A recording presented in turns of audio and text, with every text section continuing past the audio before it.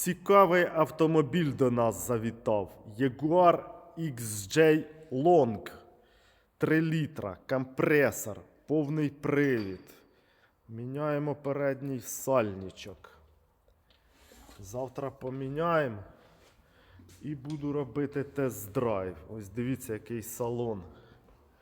Шкіра, дерево, все таке стильне. Годинник. В общем, тачка, я думаю, гарно їде.